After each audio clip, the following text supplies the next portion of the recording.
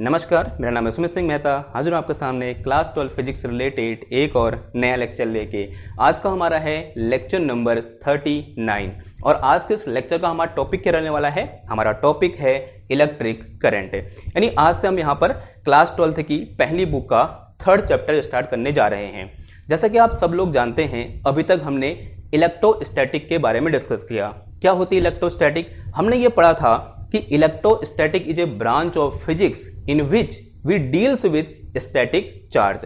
यानी अभी तक हमने हमारे पास जो भी चार्ज कॉन्फ़िगरेशन था वो क्या था? स्टैटिक था, या बोल सकते हैं रेस्ट में था। जैसे कि अगर मैं आपको एग्जांपल समझाऊं तो हमारे पास क्या थे? दो चार्ज थे, दोनों रेस्ट में थे, दोनों कुछ सेपरेशन पर रखे थे और उनके बीच लगने वाला फोर्स निकाला हमने किसकी हेल्प से? कूलॉम्स लॉ की हेल्प से। उसी तरह से मेरे पास क्या था? एक रेस्ट स्टैटिक पॉइंट चार्ज था, या बोलते हैं एक स्टैटिक पॉइंट चार्ज था, और उस पॉइंट चार्ज के कारण मैंने क्या किया था? किसी एक पॉइंट पर इलेक्ट्रिक फील्ड फाइंड किया था। उसी तरह से हमने क्या डिफाइन किया था? इलेक्ट्रिक पोटेंशियल डिफाइन किया था।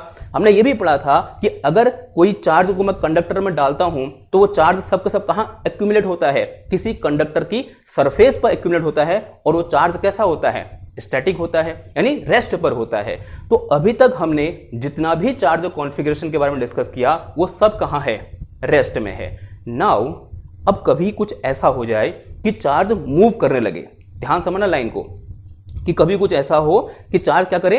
मूव करे, और net moving charge non zero हो। दोनों बहुत इंपॉर्टेंट लाइन है। चार्ज क्या कर रहा है? मूव कर रहा है, और नेट मूविंग चार्ज कैसा है? नॉन जीरो है। Then this net non zero moving charge can constitute current. यानी जब भी कहीं पर नेट मूविंग चार्ज कैसा होगा? नॉन जीरो होगा, तब वहां पर एक नई चीज कंस्टिट्यूट होती है जिसका नाम क्या है? करंट है, या बोल सकते हैं इलेक्ट्रिक करंट है। तो ये क्या है? बेसिक आइडिया है करंट का। तो करंट कब कंस्टिट्यूट होती है? जब चार्ज मूव कर रहा है और जो मूविंग चार्ज है वो कैसा है? नॉन जीरो है। नाउ इतनी बात समझ में आई? तो ये तो क्या हो गया? इंट्रोडक्शन। अब देख लेते हैं कि हम करंट को किस तरह से डिफाइन करते हैं। तो हेडिंग डालो क्या? Definition of current. Copy pen निकाल ली होगी, ये हेडिंग डाल दी होगी, उसके नीचे पहले हेडिंग डालना, या फिर उससे पहले एक लाइन लिख लेना कि net non zero moving charge can constitute electric current. ये लाइन लिख दी, और उसके नीचे हेडिंग डालो क्या? डेफिनेशन ऑफ करंट, कि किस तरह से हम करंट को डिफाइन कर सकते हैं। डेफिनेशन ऑफ करंट कैसे डिफाइन करेंगे? तो मान लिया मेरे पास यहां पर क्या है? चार्जेज हैं, और चार्ज पॉजिटिव भी हो सकता है और नेगेटिव भी हो सकता है। मान लिया मेरे पास कुछ इस तरह से पॉजिटिव चार्ज है यूं करके, और इसी के बीच में नेगेटिव चार्ज भी है यूं करके। ठीक है, दिख रहा है आपको? ओके, इस तरह से रैंडम मेरे पास डिस्ट्रीब्यूशन है चार्ज का। फिलहाल इस तरह से इसमें पॉजिटिव चार्ज भी है और इसमें नेगेटिव चार्ज भी है। नाउ अब ये जो चार्ज है ये एक पर्टिकुलर डायरेक्शन में मूव कर रहा है, ऐसा मैं अज्यूम कर रहा हूं। क्या अज्यूम कर रहा हूं? कि this distribution of charge is moving in a particular direction and that direction is this one. ये सब के सब चार्ज क्या कर रहे हैं? इस डायरेक्शन में मूव कर रहे हैं, जिस डायरेक्शन में मैंने क्या लगा रखा है? एरो लगा रखा है। ठीक है, नाउ अब ध्यान समझना बात को। अगर मैं क्या करूं, इस मूविंग चार्ज की डायरेक्शन में, जो चार्ज मूव कर रहा है इसकी डायरेक्शन के परपेंडिकुलर, एक मैं सब बना ले रहा हूं ऐसे, दाएं दाएं दाएं, बन गया। अब मैं क्या कर रहा हूं? इसके परपेंडिकुलर, ये चार्ज ऐसे मूव कर रहा है, मैं इसके परपेंडिकुलर यहां पर एक सरफेस रख रहा हूं। क्या कर रहा हूं? ध्यान समझना। इस जो मेरे पास सरफेस है, यहां पे जो डायरेक्शन है चार्ज के फ्लो की, इसके परपेंडिकुलर मैंने क्या की? यहां पर एक सरफेस रख दी। अब इस सरफेस से पर यूनिट टाइम में जितना नेट चार्ज फ्लो करेगा, that charge will be equal to current. ठीक है, समझ में आ रही बात? कि इस सरफेस से पर यूनिट टाइम में जितना चार्ज फ्लो करेगा, that will be equal to electric current across this surface. Clear बात? ओके, मैं आपको समझा दूं थोड़ा बहुत ऐसे करके। मान लिया मेरे पास ये सरफेस है, इस तरह से ये सरफेस ऐसे रखी हुई है और चार्ज ऐसे फ्लो कर रहा है यूं करके। अब इसमें पॉजिटिव चार्ज भी है और नेगेटिव चार्ज भी है, दोनों सेम डायरेक्शन में फ्लो कर रहे हैं। अब इस सरफेस से एक सेकंड में या पर सेकंड जितना नेट चार्ज फ्लो करेगा, यानी पॉजिटिव प्लस नेगेटिव, यानी जितना नेट चार्ज से फ्लो करेगा per second, that will be equal to electric current across this surface. तो इस तरह से हम क्या करेंगे? इलेक्ट्रिक करंट को डिफाइन करेंगे। तो जो मुंह से बोल रहा हूं उसी को मैं यहां पर लिखने जा रहा हूं, फिर यहां पर उसका फॉर्मूला क्या होगा वो डिस्कस कर लेंगे। ठीक, तो अज्यूम करो इस तरह से लिख के चलेंगे, डेफिनेशन ऑफ करंट लिख दिया, उसके नीचे डायग्राम बनाना, फिर उसमें लिखना कि if we held a plane area normal to the direction of flow of charge then net charge flowing per unit time through surface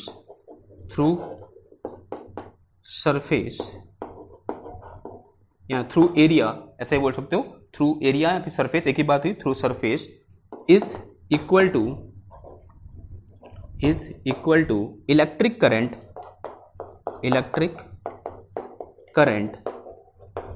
across that area.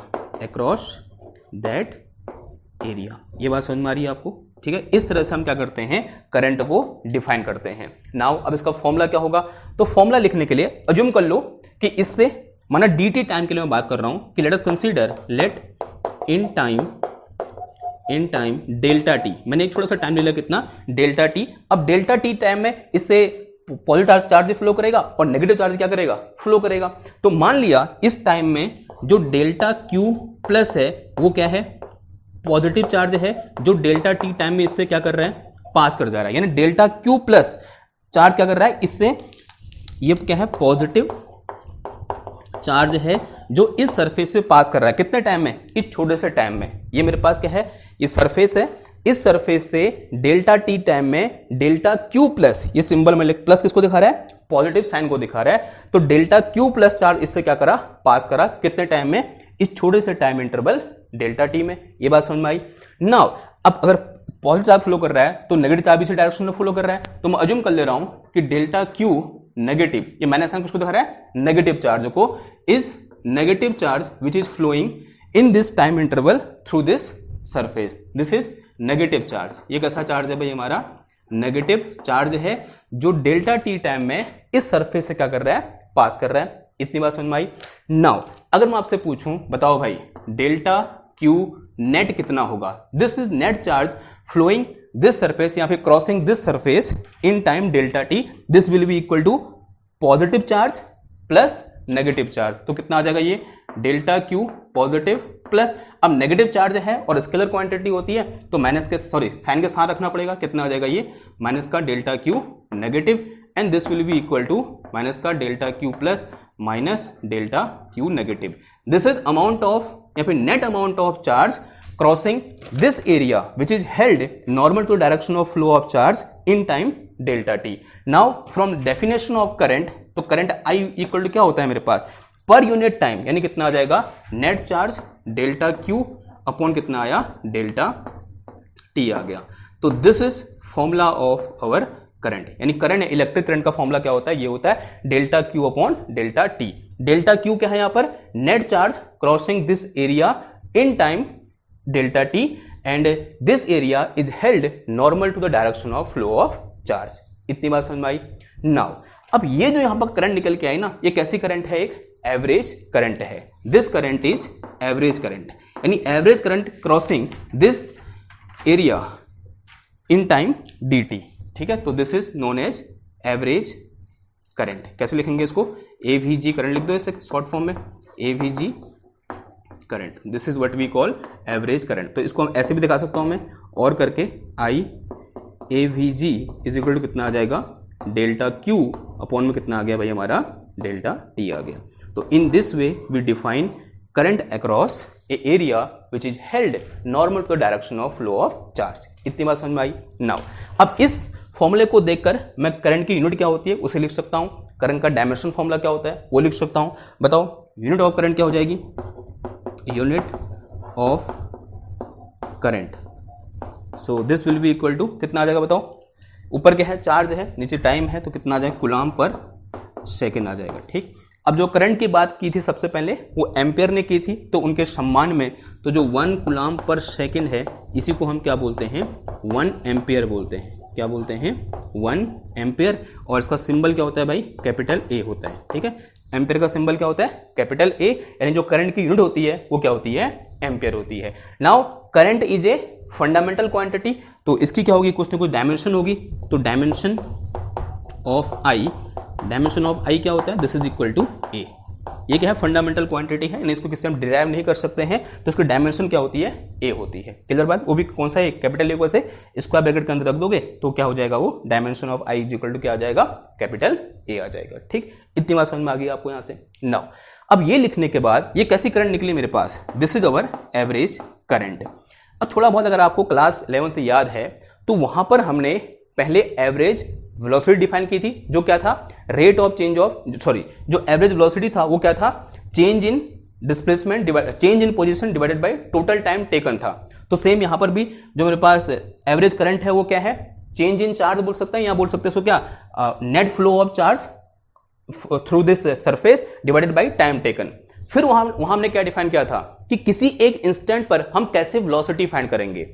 Same उसी तरह से हम यहां क्या फाइंड करेंगे कि किसी एक इंस्टेंट पर कितनी करंट इस सरफेस को क्रॉस कर रही होगी, और उसे हम क्या बोलेंगे, इंस्टेंटेनियस करंट बोलेंगे। तो नेक्स्ट हेडिंग डालो क्या, इंस्टेंटेनियस करंट। तो इंस्टेंटेनियस करंट क्या हो जाएगी, पहले डेफिनेशन लिखेंगे, फिर उसके बाद क्या करेंगे, हम उसका फॉर्मूला लिखेंगे। फॉर्मूला आप सब लिख सकते हो क्योंकि आप क्लास 12th के स्टूडेंट हो और आप सबने लिमिट पढ़ी है कि किस तरह से हम इस एवरेज करंट को हम इंस्टेंटेनियस करंट के रूप में लिख सकते हैं। ठीक है, छोटा सा चेंज आता है, वो अभी हम देखेंगे कैसे चेंज आएगा। तो हेडिंग डालो क्या, इंस्टेंटेनियस करंट। इंस्टेंटेनियस करंट, यहां सिंपल आई से दिखा देते हैं। ठीक है, हम इसको, तो क्या होती है इंस्टेंटेनियस करंट, तो लिखो amount of charge, amount of charge crossing area held normal to the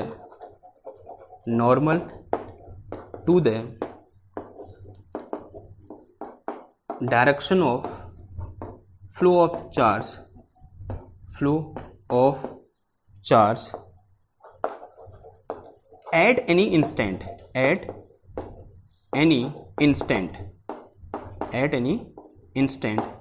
is equal to instantaneous current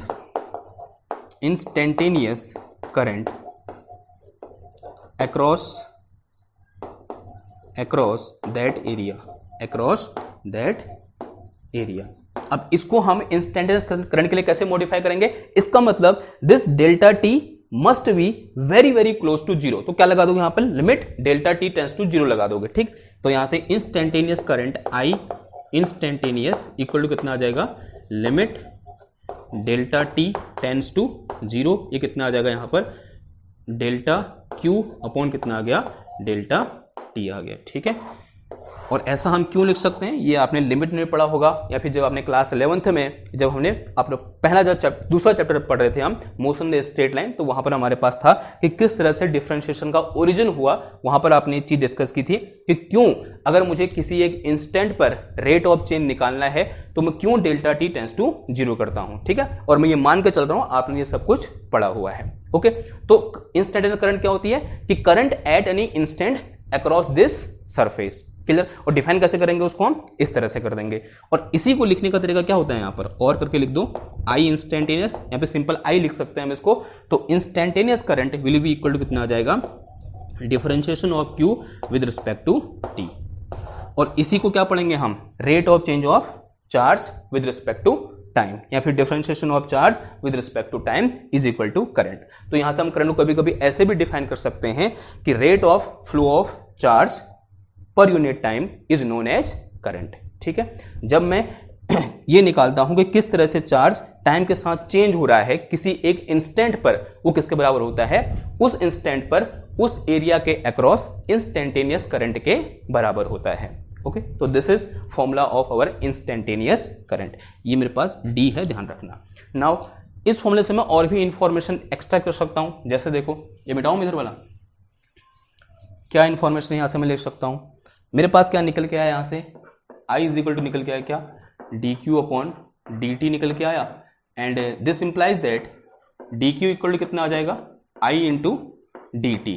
अब यहां पर जो dq है वो क्या है, amount of charge crossing this area in time dt, and this dt time is very very very very small. इसी को कहने का एक और तरीका क्या होता है, इनफिनिटेमली स्मॉल टाइम इंटरवल, यानी इनफिनिटेमली स्मॉल टाइम इंटरवल में कितना चार्ज फ्लो कर रहा है भाई, dq चार्ज इस सरफेस को क्रॉस कर रहा है। अगर मैं आपसे पूछूं कि if for 0 to t time के लिए, ठीक है, 0 से t टाइम के लिए कितना चार्ज फ्लो करेगा, क्या करोगे, इस इक्वेशन को इंटीग्रेट कर दोगे 0 से t, क्या आ जाएगा, integration dq is equal to कितना आ जाएगा, इंटीग्रेशन I इंटू dt आ जाएगा। dq का इंटीग्रेशन कितना होता है भाई, q होता है, और यहां लिमिट कहां से कहां आ जाएगी, 0 से t आ जाएगी, तो क्या आ जाएगा, इंटीग्रेशन I इंटू dt हो जाएगा, तो I से t। तो this is amount of charge crossing this area in time interval 0 से t। तो 0 से t के बीच में इस एरिया को कितना अमाउंट ऑफ चार्ज क्रॉस करेगा, इतना अमाउंट ऑफ चार्ज क्या कर जाएगा, क्रॉस कर जाएगा। Again this is very very important formula.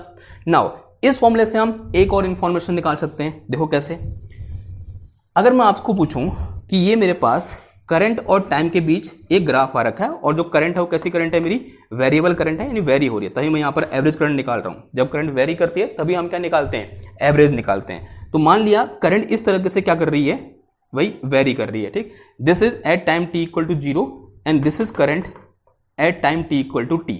अगर मैं आपसे पूछूं कि बताओ भाई this area under this IT graph किसके बराबर होगा, इस एरिया की वैल्यू कितनी होगी, निकाल सकते हो आप। जो मैथ्स वाले हैं वो इसको आसानी से निकाल लेंगे, क्योंकि हमारे वहां चैप्टर भी होता है कि एप्लीकेशन ऑफ इंटीग्रेशन वाला। तो क्या करूंगा, अब ये एरिया तो मुझे फिक्स पता है नहीं कि ये न तो रेक्टेंगल है न ये स्क्वायर है, तो कैसे एरिया निकालूं, न ये ट्रायंगल है। तो एरिया निकालने का एक बड़ा सिंपल सा रूल होता है, क्या करेंगे, इंटीग्रेशन का यूज करेंगे। सबसे पहले मैं यहाँ पर छोटी सी स्ट्रिप ड्रॉ कर दूंगा। एक मैंने स्ट्रिप ड्रॉ कर दी। अब ये जो स्ट्रिप ड्रॉ करी ये बहुत ही पतली है, जितनी पतली मैंने बना रखी है ये इससे भी कई गुना पतली है, और ये जो थिकनेस है स्ट्रिप की ये इतनी छोटी है कि this thickness is equal to dt के बराबर है, and this dt is infinitesimally small, या ऐसा ही बोल सकते हैं कि this thickness it tends to 0, यानी 0 तो नहीं है लेकिन 0 के क्या है, बहुत नजदीक है। अब इस थिकनेस के लिए यहां बोलते हैं इस टाइम इंटरवल के लिए जो करंट होगा वो अप्रॉक्स क्या होगा भाई, कांस्टेंट होगा। लेट अस से यहां पर करंट कितनी है, I है, ठीक। और अगर मैं इस स्ट्रिप का एरिया निकालूंगा, area of strip, area of strip कितना आ जाएगा, ये I इंटू dt आ जाएगा।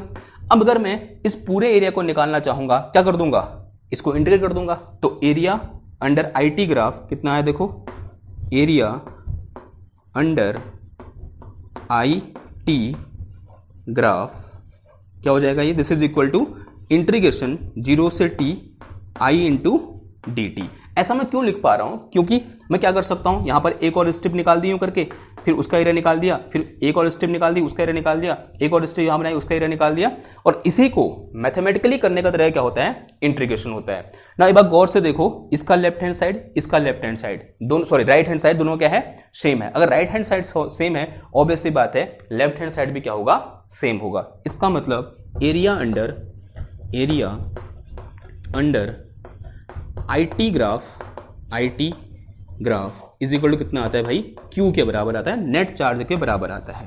यानी IT ग्राफ के अंदर जो एरिया होता है वो किसके बराबर होता है, net charge crossing this area के बराबर होता है। तो again it is very very important information, आ सकता है भाई MCQ में आ सकता है, या फिर यहां से क्वेश्चन बन सकता है, ठीक। इतनी बात समझ में आई। तो ये क्या हो गया हमारा इंस्टेंटेनियस करंट, और ये क्या हो गया total charge crossing this area in time 0 to t। और उससे पहले हमने क्या डिस्कस किया, एवरेज करंट के बारे में डिस्कस किया। अब यहां पर एक और टाइप की करंट होती है जो हमारे लिए सबसे ज्यादा यूजफुल है, वो है क्या, स्टडी करंट। क्या होती है स्टडी करंट, अब जैसे नाम से ही पता चल रहा है, स्टडी का मतलब क्या हुआ, रुकी हुई। रुकी हुई क्या मतलब हुआ, ऐसी करंट जो टाइम के साथ चेंज नहीं हो रही है। देखो इस करंट को देखो, ये टाइम के साथ चेंज हो रही है, साफ साफ दिख रहा है आपको इस तरह से। कैसी करंट है ये, वेरिएबल करंट है। लेकिन जब मैं स्टडी करंट की बात करता हूं तो स्टडी करंट वह करंट होती है जो टाइम पर डिपेंड नहीं करती है, या बोल सकते हैं टाइम के साथ चेंज नहीं होती है, या बोल सकते हैं वो क्या होती है, कांस्टेंट होती है। अगर कोई करंट कांस्टेंट है तो करंट कब कांस्टेंट होती है, जब चार्ज फ्लो करता है। इसका मतलब इस केस में जो rate of flow of charge होगा वो क्या होगा, कांस्टेंट होगा। यानी इस सरफेस को जब इक्वल टाइम इंटरवल में equal amount of charge cross करेगा तब इस सरफेस के अक्रॉस जो करंट होगी वो कौन सी करंट होगी, स्टडी करंट होगी। ये बात समझ में आ रही है आपको, सिंपल सी क्या है डेफिनेशन है, तो हिंट डालो क्या, स्टडी करंट। और हम जितनी भी करंट की बात करेंगे अपने इस सिलेबस में वो कौन सी करंट होगी, स्टडी करंट ही होगी। ठीक है, तो हिंट डालेंगे क्या, स्टडी करंट। क्या होती है स्टडी करंट, एक current who does not change with time. ठीक है, current does not change with time, does not change with time. ऐसी करंट जो टाइम के साथ चेंज नहीं होती है उसे हम क्या बोलते हैं, स्टडी करंट बोलते हैं। और स्टडी करंट कब कॉन्स्टिट्यूट होगी, जब इस सरफेस को जो कि फ्लो ऑफ चार्ज के नॉर्मल रखा हुआ है इससे इक्वल अमाउंट में इक्वल चार्ज क्या करेगा, फ्लो करेगा। यहां बोलते हैं इक्वल अमाउंट में इक्वल नॉन जीरो चार्ज क्या करेगा, फ्लो करेगा। तब जो करंट कॉन्स्टिट्यूट होगी उसे हम क्या बोलेंगे, स्टडी करंट बोलेंगे। और स्टडी करंट के केस में अगेन हम करंट को सिंपल डिफाइन कर सकते हैं, current I is equal to कितना आ जाएगा, Q अपॉन T आ जाएगा। ठीक है, अगर मैं ये बोलूं कि T टाइम में Q चार्ज फ्लो कर रहा है तो current I is equal to कितना हो जाएगा, Q अपॉन T आ जाएगा। तो जो हम क्लास 10th में हमने या फिर क्लास 9th में या 10th में जो करंट हमने डिस्कस की थी, ये फॉर्मूला जब हम लिखते हैं वो किसके लिए होता है, स्टडी करंट के लिए होता है। अगर करंट वेरी कर रही होगी तब फॉर्मूला क्या होता है, जो सबसे पहले लिखा था कि I is equal to delta Q upon delta T। अगर मुझे किसी इंस्टेंट करंट निकालनी है तो कितना आ जाएगा, dq बाई dt। लेकिन अगर वो स्टडी करंट होगी तब उसको कैसे लिखते हैं, simple I is equal to Q upon T के फॉर्म में लिख सकते हैं, जो कि बहुत क्या है, सिंपल है। ठीक है, तो this is formula of current in case of study current. Clear है इतनी बात, ओके। अगर इतनी बात क्लियर है, अब यहां पर थोड़ा बहुत बात कर लेते हैं किसके बारे में, डायरेक्शन ऑफ करंट के बारे में। तो डालो क्या, डायरेक्शन ऑफ करंट। तो करंट कहां की ओर होती है बता सकता है कोई, क्या करंट के पास कोई डायरेक्शन भी होती है, नहीं होती है, हिंट डालो क्या, डायरेक्शन ऑफ करंट,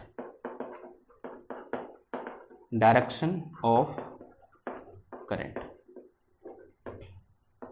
देखो एक्चुअल में जब भी किसी कंडक्टर में या मटेरियल में करंट फ्लो करेगी, क्या करंट जैसी कोई चीज होती है, नहीं होती है। फ्लो हमेशा क्या करता है, चार्ज फ्लो करता है, या तो वो पॉजिटिव चार्ज होगा या फिर वो नेगेटिव चार्ज होगा। ठीक है, या तो पॉजिटिव चार्ज फ्लो करेगा या फिर नेगेटिव चार्ज फ्लो करेगा, और उस फ्लो के रेट को ही हमने क्या बोला था, करंट बोला था। नाउ अब करंट जब हमने एक बार डिफाइन कर दिया, एक टर्म करंट, क्यों डिफाइन किया, क्योंकि करंट के आधार पर कैलकुलेशन करना क्या रहता है, आसान रहता है। तो करंट क्या है, जस्ट एक कन्वेंशन है, तो इसकी डायरेक्शन भी कहां से आएगी, कन्वेंशन से आएगी। And bye convention current flows in the direction of positive charge and in opposite direction of negative charge. तो जिस डायरेक्शन में पॉजिटिव चार्ज फ्लो करेगा उसी डायरेक्शन में करंट भी फ्लो करेगी, यानी हम बोल देंगे वो डायरेक्शन किसकी है, करंट की है बाय कन्वेंशन। और जिस डायरेक्शन में नेगेटिव चार्ज फ्लो करेगा करंट की डायरेक्शन उसके अपोजिट होगी। ठीक है, तो ऐसे लिख के चलेंगे, bye convention, bye convention current flows, current flows in the direction of, in the direction of positive charge, positive charge, and in opposite direction of, in opposite direction of negative charge. ठीक है, तो current हमेशा positive charge की direction में और negative charge की opposite direction में क्या करती है, फ्लो करती है। क्लियर है इतनी बात, ओके। इसका मतलब करंट है both magnitude and direction. Magnitude यहां से निकल जाएगा, करंट यहां से निकल जाएगी। करंट है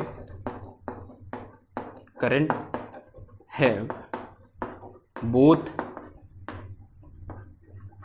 मैग्नीट्यूड एंड डायरेक्शन। करंट के पास क्या होती है, दोनों मैग्नीट्यूड भी होता है साथ ही साथ डायरेक्शन भी होती है, और ये बहुत इंपॉर्टेंट चीज है। इसका मतलब ऐसी क्वांटिटी जिनके पास दोनों मैग्नीट्यूड भी होता है साथ ही साथ डायरेक्शन भी होती है, उन्हें हम क्या बोलते हैं, वेक्टर क्वांटिटी बोलते हैं। It mean current is also vector quantity, but no, but current is a scalar quantity. ये बड़ी अच्छी खासियत होती है इसकी। क्या करंट कैसी क्वांटिटी होती है, करंट इज स्केलर क्वांटिटी। अब सवाल ये है कि अगर इसके पास मैग्नीट्यूड भी है डायरेक्शन भी है फिर भी ये स्केलर है, क्यों? एक आंसर तो क्या है इसका, because it does not follow vector law of addition. It does not follow vector law of addition. ठीक है, क्या मतलब हुआ इसका, माना एक वायर में करंट ऐसे फ्लो कर रही है यूं करके, माना 1 एम्पीयर करंट फ्लो करी, ठीक है, कितना 1 एम्पीयर करंट फ्लो करी, मैंने इस वायर को ऐसे मोड़ा, अब इसमें कितनी करंट फ्लो करेगी, अगेन 1 एम्पीयर करंट फ्लो करेगी, कोई चेंज आएगा नहीं। अब नेट करंट कितनी है, अब भी 1 एम्पीयर है। अगर यहां पर वेक्टर एडिशन होता, ऑब्वियसली बात है 1 एम्पीयर ऐसे 1 एम्पीयर ऐसे, नेट करंट कितनी हो जाती, 0 हो जाती। लेकिन यहां पर नेट करंट 0 नहीं होती है, net current I equal to कितनी रहती है, 1 एम्पीयर ही रहती है। यानी यहां पर करंट के पास डायरेक्शन है लेकिन वो काम नहीं कर पा रही है जो वेक्टर की डायरेक्शन करती है। ये बात समझ में आ रही है आपको? It mean it is not a vector quantity, it is scalar quantity because it does not follow vector law of addition. Clear बात? नाउ तो ये तो किसके बारे में कहानी होगी, ये कहानी होगी हमारे करंट की। नाउ अब यहां पर एक और टर्म आता है, बड़ा इंपॉर्टेंट सा टर्म है और डिफाइन करने की जरूरत पड़ी हमको उस टर्म को, तो उस टर्म का नाम है हमारा क्या, करंट डेंसिटी। हिंट डालो क्या, current density. Next heading is current density and it is represented by J. किससे दिखाते हैं हम इसको, जे से दिखाते हैं। कैसे डिफाइन कर रहे हैं करंट डेंसिटी को, करंट डेंसिटी को डिफाइन करते हैं हम कुछ इस तरह से। मान लिया मेरे पास इस तरह से एक कंडक्टर है यूं करके, और ये इसका एरिया ऑफ क्रॉस सेक्शन है, ठीक, this is area of cross section A, और इसमें क्या कर रही है, करंट फ्लो कर रही है। माना इसमें आई करंट क्या कर रही है, फ्लो कर रही है। मैंने यहां पर इसके अंदर किसी एक पॉइंट पर इस तरह से एक एरिया लिया which is normal to the direction of flow of current या फ्लो ऑफ चार्ज बोल सकते हैं। और ऑब्वियसली बात है इसका एरिया किसका बराबर होगा, इसका एरिया ऑफ क्रॉस सेक्शन के बराबर होगा। It is also equal to A. Now current per unit area is equal to current density. तो क्या होता है, current per unit area is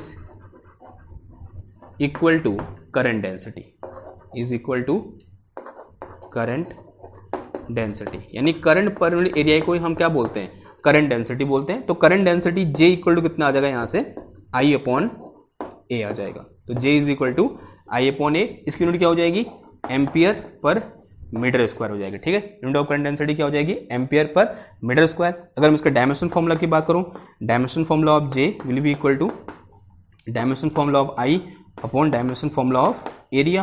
तो डायमेंशन फॉर्मूला ऑफ I क्या होता है, ए होता है, डायमेंशन फॉर्मूला एरिया क्या होता है, मीटर स्क्वायर या फिर एल स्क्वायर होता है। ठीक, तो कितना आ जाएगा ये, ए एल माइनस 2। तो this is dimension of current density जे। अब इस करंट डेंसिटी के पास एक खासियत होती है, वो खासियत क्या है, it is vector quantity, it is vector quantity. ये कैसी क्वांटिटी है भाई, वेक्टर क्वांटिटी है। तो current density is a vector quantity.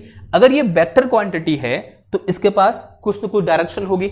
Now जो करंट डेंसिटी की डायरेक्शन होती है वो कहां की होती है, जिस डायरेक्शन में पॉजिटिव चार्ज फ्लो कर रहे होते हैं उसी डायरेक्शन में होती है। तो इन डालो क्या, डायरेक्शन ऑफ करंट डेंसिटी, उसमें लिखना direction of current density, direction of J vector लो, जे वेक्टर मतलब current density is in the direction of, in the direction of flow of positive charge, flow of positive charge.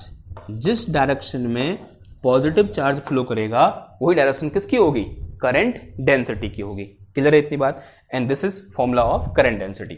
Now इसका थोड़ा feel लेने के लिए मैं यहां पर आपको थोड़ा सा इसको एक मॉडिफाइड फॉर्म में आपको दिखाना चाहता हूं कि कैसे हमने करंट डेंसिटी की डायरेक्शन होती है इस बारे में बात करी। समझना जरा। देखो यहां पर जो बोला ना पर यूनिट एरिया, ये एरिया कैसा है, normal to the direction of flow of charge. ध्यान देना, ठीक है, ये बहुत इंपॉर्टेंट है। डायरेक्शन ऑफ, ऑब्वियसली बात है इस क्रॉस सेक्शन के समान है तो कैसे होगा, नॉर्मल होगा। Direction of flow of charge है, ऐसे लिख देना ब्रैकेट में वहां पर, ठीक है ना। अज्यूम कर लो कि सेम मेरे पास कंडक्टर है इस तरह से, यूं करके, और अभी मैंने एरिया ऐसे ले लिया, किस तरह से, यूं करके, और करंट कैसे फ्लो कर रही है, ऐसे। Now this area is not normal to direction of current. ये कैसे है भाई, इस तरह से है, यानी किस तरह से, यूं करके। ये क्या होगा, एरिया वेक्टर इस तरह से आएगा इसका। नाउ ये डायरेक्शन ऑफ फ्लो ऑफ क्या करंट है, इसके दो कंपोनेंट आगे, एक कंपोनेंट ऐसे हो जाएगा, this is a cos theta, और एक कंपोनेंट ऐसे आ जाएगा, and this one is a sine theta. अब जो ए कॉस थीटा का एरिया होगा कैसे होगा, ऐसे होगा, because this is area vector. A cos theta क्या है, एरिया वेक्टर, और एरिया वेक्टर एरिया के परपेंडिकुलर होता है, यानी ए कॉस थीटा वाला का एरिया कैसे होगा, ऐसे होगा, जो मैं इसे डॉटेड से बना रहा हूं, ठीक। और जो ए साइन थीटा है उसका एरिया कैसे होगा भाई, ऐसे होगा, यानी वो कैसे होगा, इन द डायरेक्शन ऑफ, या बोलते हैं parallel to the direction of current होगा। और ये जो एरिया है जिसका area vector A cos theta है वो कैसे है, normal to the direction of flow of charge, या बोलते हैं normal to the direction of flow of current है। तो इसका मतलब अभी जो एरिया ए था इसका सिर्फ ए कॉस वाला कंपोनेंट क्या है, करंट के परपेंडिकुलर है। तो इस केस में current density J will be equal to area, sorry current upon area. कौन सा एरिया, जो कि इसके नॉर्मल है, और उसका एरिया वेक्टर कितना है, ए कॉस थीटा है। तो ये आ गया यहां से, तो I इज इक्वल टू कितना आ जाएगा, ये J इंटू ए कॉस थीटा आ गया। Now J is vector quantity, A is also vector quantity, तो यहां से I इज इक्वल टू कितना आ जाएगा, J डॉट ए आ जाएगा। आई थिंक क्योंकि ये स्केलर होती है तभी मैंने क्या लिखा यहाँ पर डॉट प्रोडक्ट, और यहाँ पर कॉस्टा भी है, यहाँ से भी बोल सकते हैं। तो और इस तरह से हम क्या कर सकते हैं, थोड़ा बहुत फील कर सकते हैं कि जो J होती है वो कैसी क्वांटिटी होती है, एक वेक्टर क्वांटिटी होती है, और J और A के डॉट प्रोडक्ट को हम क्या बोलते हैं, इलेक्ट्रिक करंट बोलते हैं। तो in this way we can also define our current, and current is dot product of current density and our area vector A, ठीक है। और ये ध्यान देना, ये जो एरिया है बहुत है इंपॉर्टेंट है, वो क्या है, normal to the direction of flow of charge है। क्लियर।